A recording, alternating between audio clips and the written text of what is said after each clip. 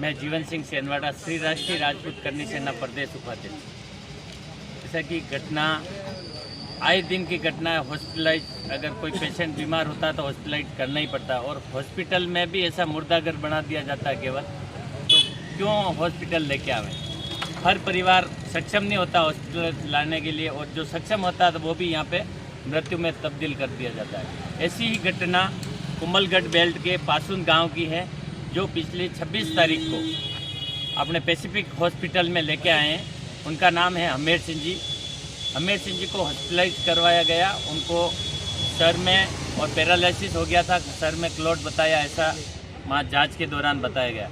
फिर परिजनों को कहा गया कि भाई यहाँ 20,000 रुपये फर्स्ट एड आप काउंटर पे जमा कराओ। काउंटर पे 20,000 रुपये जमा करवा दिए। उसके बाद इलाज चालू हुआ। इलाज के दौरान दूसरे दिन उनको 1.25 लाख रुपये की ऑफर की कि भाई 1.25 लाख कैश काउंटर पे जमा कराओगे, उसके बाद और आगे की प्रक्रिया चलेगी। तो इन्होंने मरता क्या नहीं करता, उन्होंने तुरंत इमीडिएटली 1.25 लाख रुपये कैश काउंटर पे ऑनलाइन पेमेंट जमा करवाई। उसके बावजूद दूसरे इलाज चालू हो गया। दूसरे दिन वापस फ़ोन आता है कि आपका आईसीयू चार्ज ख़त्म हो गया है और आईसीयू से बाहर निकाल दिया जाएगा अगर 20,000 15,000 जो भी है 15,000 रुपये काउंटर पे जमा कराओ, अन्यथा इलाज बंद हो जाएगा। उसके बाद में भी परिजनों ने 20,000 15,000 रुपये काउंटर पे जमा करवाए। तीसरे दिन अचानक परिजनों को कॉल किया जाता है कि आप 2-5 जने आपके परिजनों को बुला लो, जिस पर इनका बच्चा, मृतक का बच्चा वहाँ हॉस्पिटल अंदर गया। कहा कि भाई क्या हुआ, तो यूँ करो कि एक बार तो तुम दवाइयाँ लेके आओ नीचे जाके। तो 10-15 हज़ार की नीचे दवाइयाँ पर्ची बना दी, नीचे दवाइयाँ लेने गया। ये उनका बच्चा है। जैसे ही नीचे गया और 2-5 परिजन अंदर भेजे, और इसने कि भाई ऐसा क्या है मामला, अंदर जाके देख आओ। तो उन परिजनों ने इसको कॉल किया कि भाई तू दवाइयाँ मत ला, तू ऊपर आ जा। ऊपर जाके 8:15 बजे शाम को, कल की शाम 8:15 बजे अंदर गया है। तो देखा, डॉक्टरों ने कहा कि इसकी मृत्यु हो चुकी है। तो इसने पूछा कि भाई अचानक मृत्यु कैसे हो गई, हमने तो हॉस्पिटलाइज कर रखा है। तो उन्होंने कहा हृदय गति रुकने से मौत हो गई। परिवारजनों का और समाजजनों का यही है कि भाई अगर मृत्यु हुई है तो हॉस्पिटलाइज कर रखा है और वहाँ पर भी साइलेंट अटैक आ जाता है, तो फिर डॉक्टर क्या कर रहे हैं। ड्रिप चढ़ा रखी है, ग्लूकोज चढ़ रहा है, तो अचानक साइलेंट अटैक आना ऐसा तो पॉसिबल हो ही नहीं सकता है। और फिर भी अगर ऐसा हुआ है तो फिर डॉक्टर क्या कर रहे थे। परिवारजनों का और समाजजनों का ये मांग है कि उनकी फर्स्ट तो बॉडी का पीएम महाराणा भोपाल चिकित्सालय में मेडिकल बोर्ड बैठा के करवाया जाए, और अगर लापरवाही पाई गई हो इस परिवार की तरफ से और समाज की तरफ से तो 100% उसकी डॉक्टरों की लापरवाही से ही ये केस बिगड़ा है, अन्यथा नहीं बिगड़ता। ऐसी डेथ होनी असंभव है। और वो 43 साल के थे, ज़्यादा उम्र भी नहीं थी कि उनकी ऐसा साइलेंट अटैक आना संभावित हो सकता है, ऐसा भी नहीं था।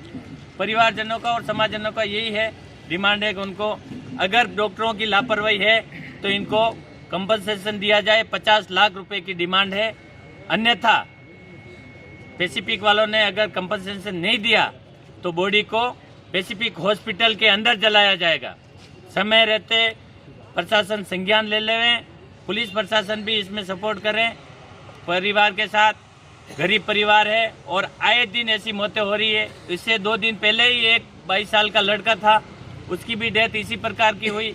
उसको फ़ोन करके प्रशासन, हॉस्पिटल प्रशासन ने फ़ोन किया कि भाई तू आजा हॉस्पिटल में, तेरे दिल में छेद है, तेरे को इलाज करवाना पड़ेगा, इलाज लेना पड़ेगा, ऑपरेशन होगा। होली से पहले ऑपरेशन कर देते हैं। वो लड़का खुद सेल्फ मोटरसाइकिल चला के उसके पिताजी को पीछे बैठा के हॉस्पिटलाइज हुआ है पैसिफिक में।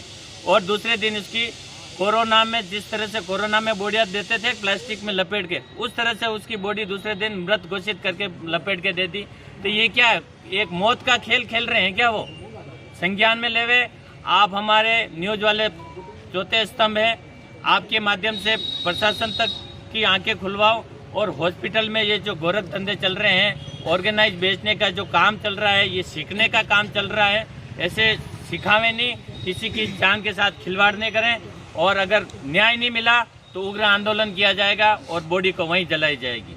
जय हिंद। मेरे पापा को यहाँ भर्ती कराए थे पैसिफिक हॉस्पिटल में, और जैसे ही भर्ती कराए और ऊपर आईसीयू में ले गए, पैसा वैसा सब नीचे जमा करा दिए थे काउंटर पे। उसके बाद 2 दिन तो ठीक थे, डॉक्टर बोल रहे थे अभी ठीक है, तो मैंने भी बोला वाह ठीक है। और मेरे परिजन जन जो मिलने आ रहे थे उनसे वो बात भी कर रहे थे, अच्छे थे, तो सबने बोला वाह ठीक है, 2 दिन और रहने दो, कोई दिक्कत नहीं है। उसके बाद कल सुबह मेरे बुआ गई थी अंदर खाना खिलाने के लिए, तब उन्होंने हाथ से एक रोटी खाई थी। उसके बाद उनको 1 बजे आईसीयू से बाहर निकाला और न्यूरो से दूसरी वार्ड में ले आए। तब मैं देखा उनको वो सही सलामत थे और मेरे को देख के बोले थे कि तू दुकान पे क्यों नहीं है, यहाँ क्या कर रहा है। तो मैं बोला कि मैं आज चला जाऊँगा। उसके बाद जो उसी वार्ड में जो लोग रहते थे उनको 6 बजे सबको अंदर बुलाया था मिलने के लिए, लेकिन मेरे को अंदर नहीं बुलाया था। तो मैं वहाँ काउंटर पे जाके बोला कि भाई मेरा पापा का नंबर क्यों नहीं आया, तो उन्होंने बोला कि तुम्हारे पापा का नाम इसमें नहीं है। तो फिर मैंने बोला कि वह डॉक्टर को फ़ोन लगाओ, मेरे पापा का नाम क्यों नहीं है अंदर, इसमें लेके तो गए, सबको बुलाया, तो मेरे को क्यों नहीं बुलाया। उसके 1 घंटे बाद मेरे को डॉक्टर तो नहीं थे, अंदर जो काम करने वाले होते हैं नर्सिंग स्टाफ में से एक आदमी ने मेरे को बुलाया और बोला कि ये तो दवाई लानी है, और बोला कि तेरे जितने रिश्तेदार हैं उस सबको बुला दे इधर। तो मैं बोला क्या हुआ है, कि मामला गंभीर है, 10% जीने का चांस है। तो मैं वो फ़ोन करके मेरे भाई को नीचे से बुला दिया। उसके बाद मैं तो नीचे दवाई लेने गया था, उसके बाद आगे का पता नहीं, भाई ने ऊपर से फिर फ़ोन किया था दवाई नहीं लानी है, फिर चला आया था।